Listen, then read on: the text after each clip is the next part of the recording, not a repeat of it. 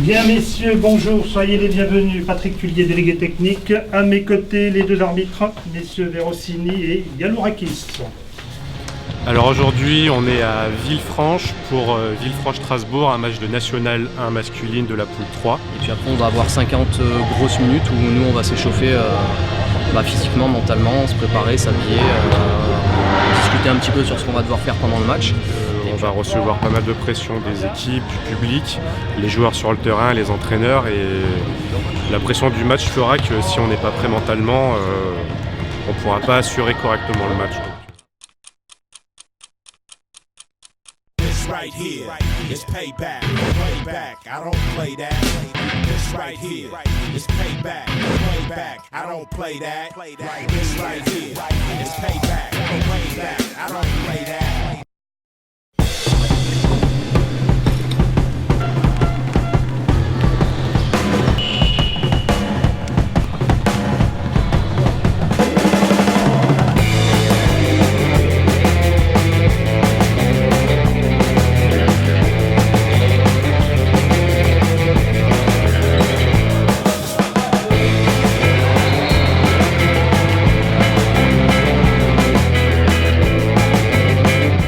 Ça fait combien de temps que vous êtes en binôme tous les deux ? Là, ça va faire la 15e saison, si je ne dis pas de bêtises.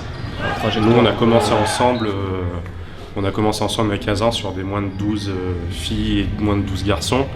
Et on a monté les échelons pour en être là pour le moment. Là, on est sur le dernier niveau avant le secteur professionnel dans le monde du hand. Donc on est arbitre G2. Et après, si on souhaite aller plus haut, il faut qu'on intègre le groupe 1. Et donc le groupe 1 s'occupe de la LNH, la Ligue 1 garçon, la Pro D2 et la LFH. Au même titre que pour les joueurs, en fait, il y a une compétition entre les arbitres aussi. Ouais, c'est ça, on est classé par rapport à nos performances. Donc derrière les bons arbitres, ceux qui finissent premier, deuxième montent. Ceux qui finissent dernier, avant-dernier redescendent. Et puis le ventre mou derrière se maintient dans le groupe auquel il appartient.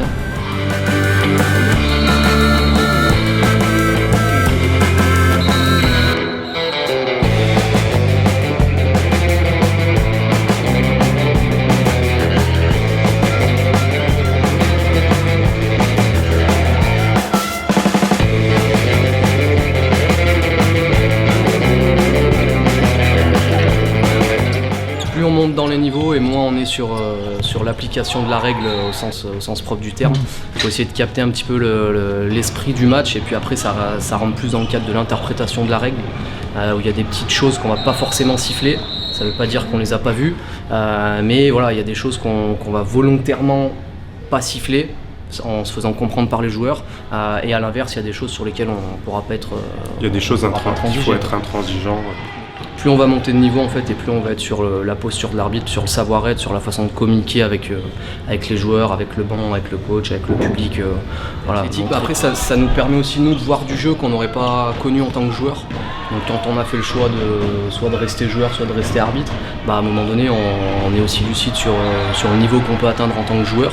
Et là en tant qu'arbitre, on participe à un niveau de jeu auquel on aurait pu être que spectateur si on avait fait le choix de rester joueur.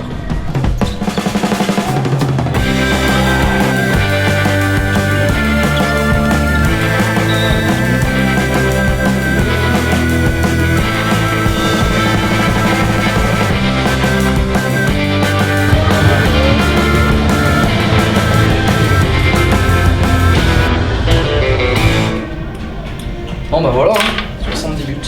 Non, c'est resté correct. Agréable, ouais. C'est moi qui sanctionne la première du coup sur ton joueur. C'est pour ça que je vois. C'est que sur la première, c'est que je vois ton joueur venir pour faire l'action. Effectivement, l'attaquant il en rajoute peut-être un petit peu, mais pour moi il y a vraiment le geste du défenseur qui va sur la gorge de l'attaquant. C'est pour ça que je le sanctionne. C'est ma conviction. Oui, bien sûr. Moi, je suis persuadé que c'est ton attaquant qui vient au final sur l'attaquant. Si les arbitres sont un petit peu plus ouverts à la discussion, par exemple, comme ce qui vient de se passer là à l'instant, je pense que ça serait bénéfique pour tout le monde. Je le connais depuis plus longtemps que ma femme, donc. Ouais, c'est vrai. Donc titre d'anecdote pour la Saint-Valentin, on sera ensemble la semaine prochaine. On va à La Rochelle tous les deux, on va se faire un petit week-end sur un petit l'océan. restaurant sur le port de La Rochelle. Ça va être génial. Masculin, féminin. Féminin 0. Masculin 95, 2001, 2009, 2011, 2015, je dirais 5. Les garçons, ils en ont fait 5, je crois qu'il doit y avoir 6. Il y a eu un titre féminin. Oh là là, la honte. Bon, bah, un titre féminin, alors 6 en tout. C'est peut-être Véronique, Pécure-Roland. En 2003, allez, si elles ont dû gagner, ça devait être grâce à Valérie Nicolas. Ça, c'est une bonne question. Allez, Karabatic chez Narcisse. Alors, je pense qu'il y aura Fernandez et Omeyer. Non ?